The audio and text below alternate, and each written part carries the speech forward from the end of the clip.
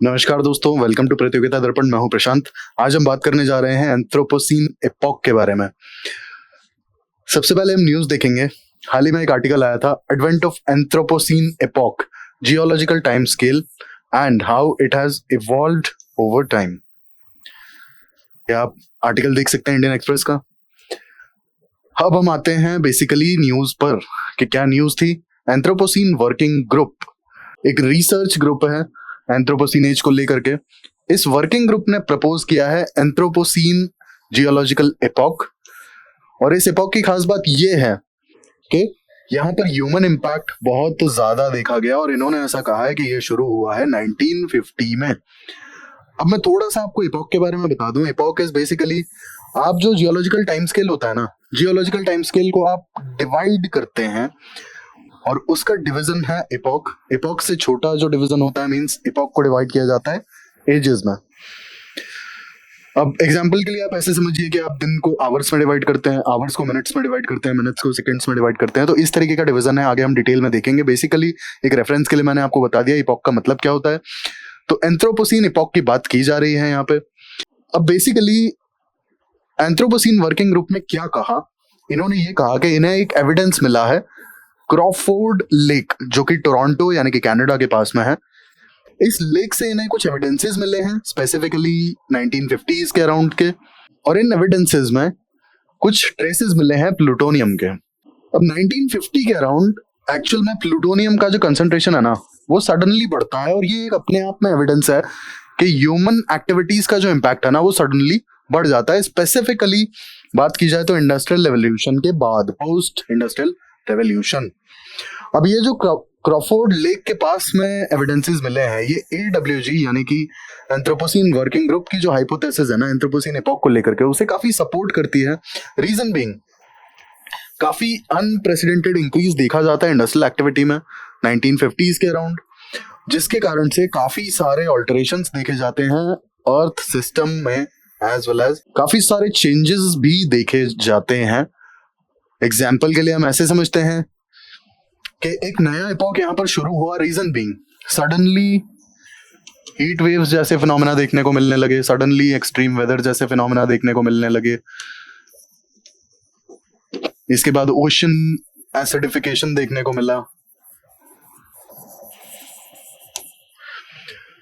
फिर पोलर जो ग्लेशियर्स हैं वो मेल्ट होते हुए दिखे।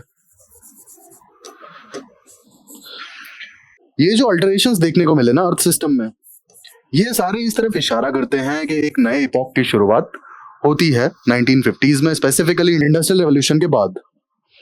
अब एंथ्रोपोसीन की अगर हम बात करें तो इस टर्म को सबसे पहले Paul Crutzen as well as Eugene Stoermer ने कॉइन किया था। Basically Paul Crutzen is a chemist, he is also a Nobel prize winner, and Eugene Stoermer एक बायोलॉजी प्रोफेसर। इन्होंने 2000 में एंथ्रोपोसीन टर्म को कॉइन किया था। और बेसिकली इनका जो फोकस था वो था कि एक जियोलॉजिकल टाइम इंटरवल है जब अर्थ के सिस्टम में काफी मैसिव चेंजेस देखे गए, काफी सडन चेंजेस देखे गए, and the reason was human activities, specifically industrial revolution की शुरुआत होने के बाद। अब होलोसीन की अगर हम बात करें तो होलोसीन बेसिकली जिस एपॉक का आज तक माना जाता है कि जो कंटिन्यू हो रहा है वो होलोसीन है। और ये माना जाता है कि एंथ्रोपोसीन होलोसीन को एंड करेगा। मींस अगर एंथ्रोपोसीन AWG का जो प्रपोजल है रिगार्डिंग एंथ्रोपोसीन एपॉक अगर वो एक्सेप्ट हो जाता है तो ये माना जाएगा कि होलोसीन का जो एंड है वहां से शुरू होगा एंथ्रोपोसीन। अब बेसिकली IUGS यानी कि international union of geological sciences ने अगर AWG के इस एंथ्रोपोसीन वाले प्रपोजल को एक्सेप्ट कर लिया तो जियोलॉजिकल टाइम स्केल में कुछ चेंजेस देखने को मिलेंगे। और चेंजेस वैसे नहीं, मतलब होलोसीन एक एपॉक खत्म होगा as well as Anthropocene epoch शुरू होगा। अब होलोसीन की अगर हम बात करें तो होलोसीन बेसिकली 11,000 ईयर्स अगो शुरू हुआ था और काफी ज्यादा stable environment as well as earth system को ऑब्जर्व किया गया है पूरे होलोसीन में। यहाँ पे relatively stable as well as warm climate देखा गया और ह्यूमन सिविलाइजेशंस की डेवलपमेंट को पर्टिकुलरली देखा गया होलोसीन एपॉक में। Holocene follows the Pliocene epoch. और होलोसीन की जो खास बात है वो वही है कि फ्लक्चुएशंस आए लेकिन मोर और लेस काफी ज्यादा स्टेबिलिटी रही अर्थ सिस्टम्स को लेकर के, क्लाइमेट्स को लेकर के। अब जियोलॉजिकल टाइम स्केल की अगर हम बात करें तो बेसिक जो डिवीजन है, Ian, era, period, epoch. Eon is divided into era, era is divided into period, period is divided into epoch. अब क्योंकि thousands and like millions of years की डिवीजन होती है, इसीलिए इतना बड़ा डिवीजन आपको देखना पड़ेगा, ठीक है। अब इयन की अगर हम बात करें तो फेनेरोजोइक में सारे एरा और पीरियड्स आते हैं बाद में। जो हमने प्लाइसीन की बात करी, प्लाइसीन के बाद में ये वाला स्केल है, हालांकि आपको दिख नहीं रहा होगा, काफी छोटा छोटा है ये। मैं आपको पढ़ के बता देता हूँ यहाँ पर। बेसिकली प्लायोसीन और प्लायोसीन के बाद में होलोसीन, ये लास्ट के जो 2 एपॉक्स हैं। और ये आते हैं आपके क्वाटरनरी पीरियड में, ये आता है आपका सेनोजोइक एरा में, जो कि आपका आता है फेनेरोजोइक इयन में। ये इतना बड़ा डिवीजन है। अब फेनेरोजोइक जो इयन है उसका अगर हम डिवीजन देखें तो काफी बड़ा है। इसमें पैलियोजोइक एरा भी आता है, इसमें मेसोजोइक एरा भी आता है, इसमें सेनोजोइक एरा भी आता है। इसके बाद पैलियोजोइक, बेसिकली अगर हम इसको डिवाइड करेंगे तो काफी सारे इसमें पीरियड्स हैं, जिसमें पर्मियन, पेंसिल्वेनियन, मिसिसिपियन, डिवोनियन, सिलूरियन और ये कैमरियन। इसके बाद मीसोजोइक में आता है आपका ट्रायसिक, जुरासिक, क्रिटेशियस। अब बेसिकली जुरासिक वो वाला पीरियड है जब डायनासोर्स एग्जिस्ट करते थे। हालांकि बहुत ज्यादा डिटेल में है ये, बेसिकली हमारे लिए जानना बस ये चीज जरूरी है कि Phanerozoic eon, Cenozoic era, Quaternary period and Holocene epoch. Holocene के बाद में स्टार्ट होगा एंथ्रोपोसीन, अगर ये प्रपोजल एक्सेप्ट हो जाता है। जियोलॉजिकल टाइम स्केल, जैसा कि हमने देखा, अर्थ की हिस्ट्री को स्पेसिफिक टाइम इंटरवल्स में डिवाइड किया गया है और काफी थाउजेंड्स एंड मिलियन ईयर्स का ये स्केल है, इसीलिए इसका डिवीजन जरूरी है। स्पेसिफिक टाइम इंटरवल्स अब ये किसके बेसिस पे होता है? Ages of rocks, fossils and other geological formations. अब अर्थ का जो एज है लगभग 4.6 बिलियन ईयर्स। इस अर्थ हिस्ट्री को इस तरीके से डिवाइड किया गया है, सबसे बड़ा है eon, then era, then period, then epoch और सबसे छोटा है एजेस। अब यहाँ पे जो डिवीजन है आप देख सकते हैं, ये बेसिकली इयन का है। Archean, Proterozoic, Hadean and Phanerozoic. सबसे लास्ट और करंटली जो कंटिन्यू हो रहा है वो यही है, Phanerozoic, which is about 12% only of the earth's history of 4.6 billion years. आप स्लाइसेस में देख सकते हैं किस तरीके से डिवाइड किया गया है और ये डिवीजन बेसिकली टाइम के बेसिस पर है। सबसे ज्यादा अगर आप देखेंगे किसी इयन का टाइम पीरियड रहा है तो वो है प्रोटेरोजोइक। अब इयन्स को डिवाइड किया जाता है एरा में, एरा को डिवाइड किया जाता है पीरियड्स में, पीरियड्स को डिवाइड किया जाता है एपॉक्स में और एपॉक्स को डिवाइड किया जाता है एजेस में, जो मैं आपको ऑलरेडी बता चुका हूं। ईच डिवीजन यानी कि eon, era, period, epoch, ages, सारे डिविजन्स सिग्निफिकेंट इवेंट्स को करस्पॉन्ड करते हैं, सिग्निफिकेंट इवेंट को लाइक सिग्निफाई करते हैं बेसिकली, जैसे breakup of continents, shift of climate, emergence of particular type of life.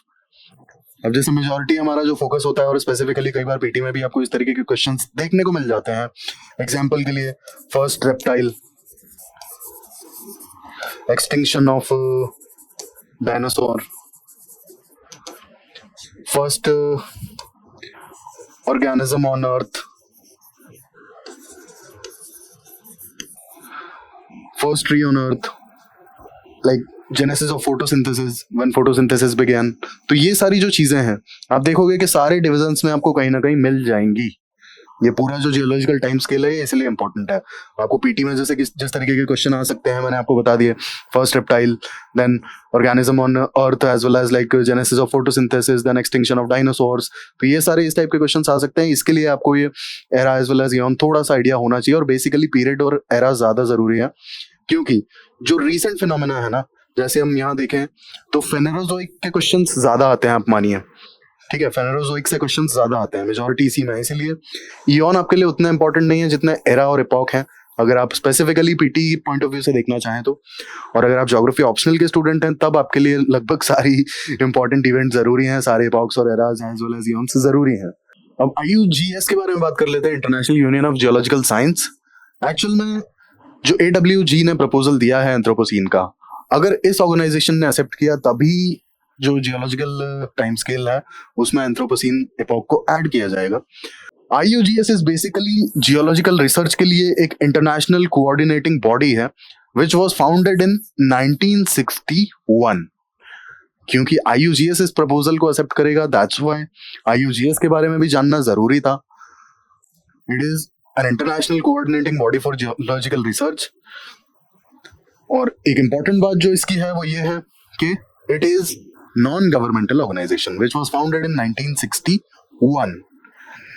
तो ये हमने बात की एंथ्रोपोसीन एपॉक के बारे में और रीसेंट रिकमेंडेशन के बारे में जाना कि AWG यानी कि एंथ्रोपोसीन वर्किंग ग्रुप ने क्या प्रपोजल दिया है एंथ्रोपोसीन एपॉक के बारे में और कहां पर किस पर्टिकुलर लोकेशन पर इसके एविडेंसेस मिले हैं, और हमने एपॉक्स और एराज और पीरियड्स के बारे में थोड़ा सा जाना। ऐसे ही इंफॉर्मेटिव वीडियोस के लिए हमारे साथ जुड़े रहिए और जुड़ने के लिए प्लीज सब्सक्राइब करिए, लाइक करिए, एज वेल एज शेयर भी करिए। Thank you, thanks for watching.